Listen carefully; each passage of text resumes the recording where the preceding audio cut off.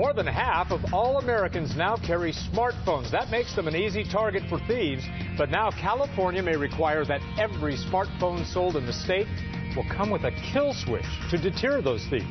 Hi, everybody. Welcome to Studio 11 LA. I'm Jeff Michael. And I'm Christine Devine. The numbers are staggering. More than half the robberies in some California cities involve smartphones.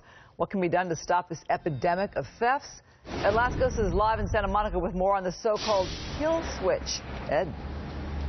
Yeah, when you do these numbers, it is really interesting, Christine. One out of every three have had our cell phones either stolen or lost, so we kind of know what's going on here. And if you have lucky enough to have maybe one of the newer iOS 7 cell phones by Apple, they have sort of a kill switch, I'm told. You have to activate it, though, by going onto the mainframe computer to have your desktop at home. You're able to render the phone useless because if the crook gets it, he needs to have your Apple ID and password to activate it. So Apple doing that now, but some lawmakers in San Francisco and in Sacramento say we got to do a lot more. Let's get to it. To the video we go. Cell phones, smart tablets, smartphones exploding. They've really become a way of life, but sadly that means the criminals are attracted to it, the creeps are targeting it, and boy are they taking advantage of it. So that's why the Democratic State Senator Mark Leno from the San Francisco area out with his legislation now calling on all smartphones, smart tablets that are sold in California beginning next year, if it becomes law, would have to have that so-called kill switch device on it or they'd face a big fine.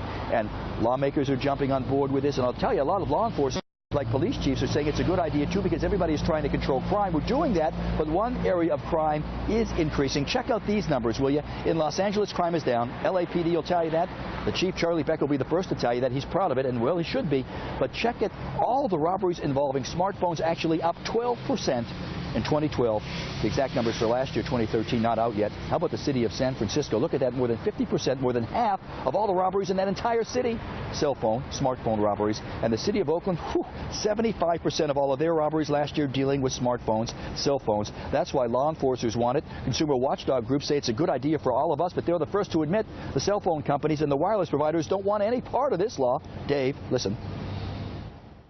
They don't really want it because it takes away the market to replace the ones that get stolen, and they also, a number of them are involved in selling insurance to cover stolen phones. It's a very simple technology.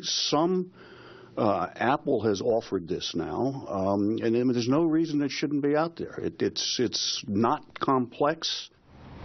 But it is complex when you think about the big bucks that are involved here, millions of dollars for these companies to replace these phones, to reactivate the service for the wireless providers. So that's their battle. And one other thing to consider is the lawmakers push to try to make it law up in Sacramento.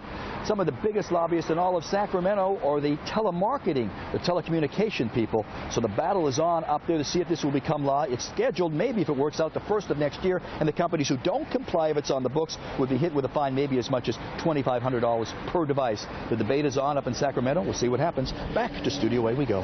That would be a hefty fine. Ed, thanks.